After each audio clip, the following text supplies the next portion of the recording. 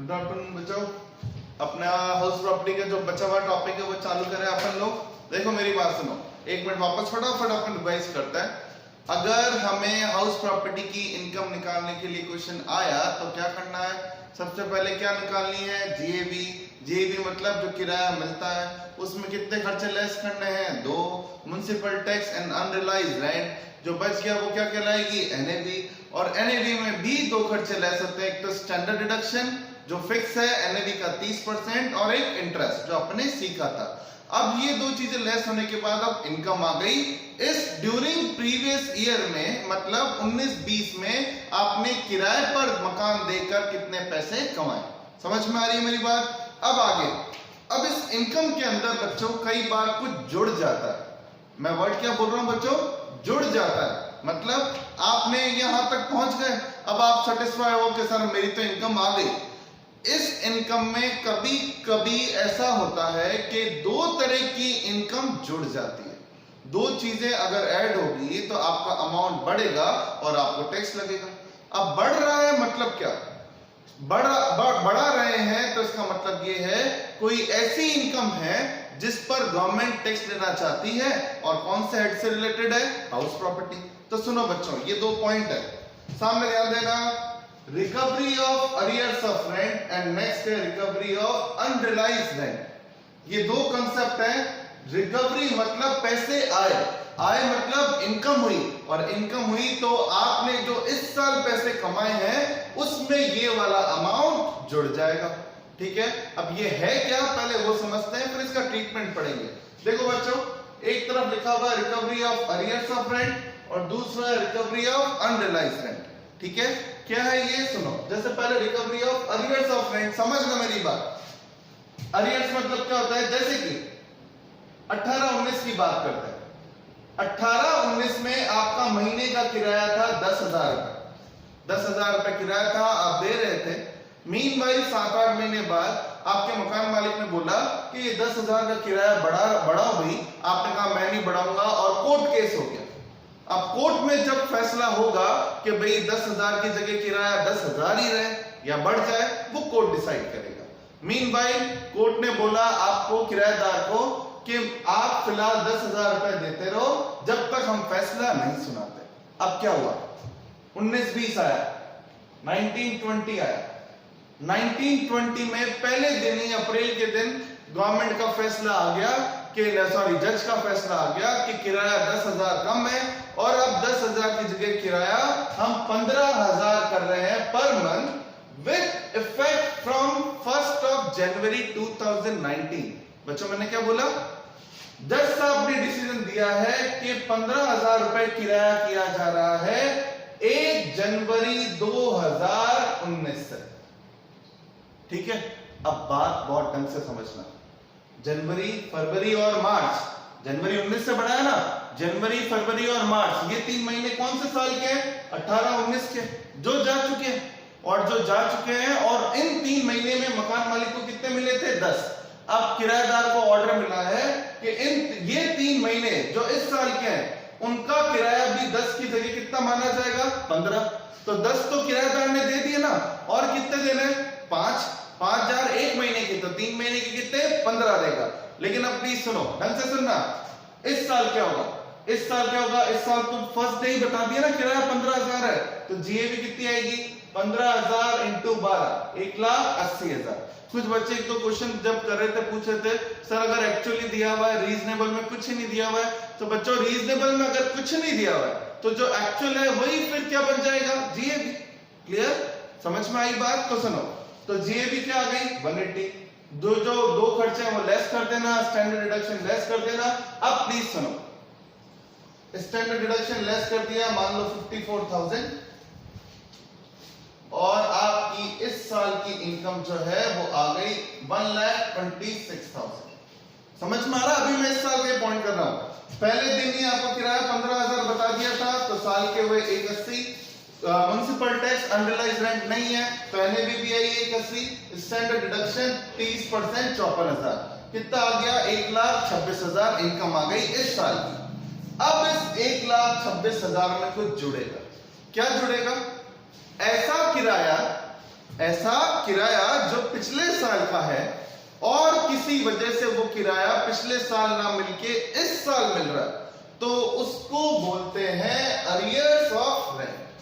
Arrears मतलब ऐसा rent जो पिछले सालों का है लेकिन पिछले साल ड्यू नहीं हुआ, इस साल ड्यू हुआ, इस साल रिसीव हुआ, तो इस साल क्या हो जाएगा? ऐड। अब मेरी बात सुनो, गवर्नमेंट ने, जज ने किराया जनवरी 19 से बढ़ाया तो जनवरी फरवरी मार्च का किराया कितना होता है? 45 में से 10,000 के हिसाब से 30 दे चुका, तो और कितने देगा वो? 15,000। तो 15,000 अगर आपको मिलेंगे तो आपकी क्या है? इनकम। ठीक है, लेकिन यही जज साहब हाथों हाथ फैसला सुना देते, एक ही दिन में डिसीजन दे देते, इतना टाइम नहीं लगाते, तो आपको पहले ही पता चल जाता कि जनवरी 19 से किराया 15 है। तो फिर होता क्या?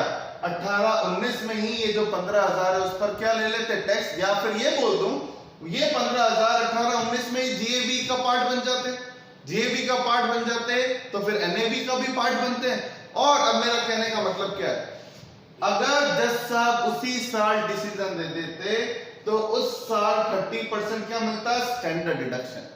अब मकान मालिक ने क्या बोला जज साहब को कि सर मेरे को 15,000 रुपए पिछले साल के इस साल मिलेंगे, मैं टैक्स देने को रेडी हूं, लेकिन अगर पिछले साल ही मिल जाते तो स्टैंडर्ड डिडक्शन तो देते ना, तो वो क्यों स्टैंडर्ड डिडक्शन मुझसे छीन रहे हो? गवर्नमेंट ने भी कहा बात सही है, तो फाइनली अब बात क्या रहेगी? पिछले साल का अरियर्स ऑफ रेंट इस साल जितना भी मिलेगा, मिल गया, जो मिलेगा केवल उस पर टैक्स लेना है, जितना भी मिलेगा उस पर टैक्स लेना है, लेकिन क्या देंगे अपन? Standard deduction. मतलब 30% स्टैंडर्ड डिडक्शन है तो टैक्सेबल कितना होगा? 15,000 का केवल कितना परसेंट? 70%। समझ में आया?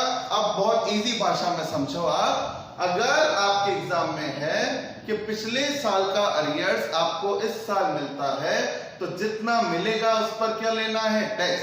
टैक्स कैसे लोगे? उस इनकम को क्या कर दोगे? ऐड। लेकिन कितना ऐड करोगे? 70%, क्योंकि 30% क्या अलाउड है? Standard deduction.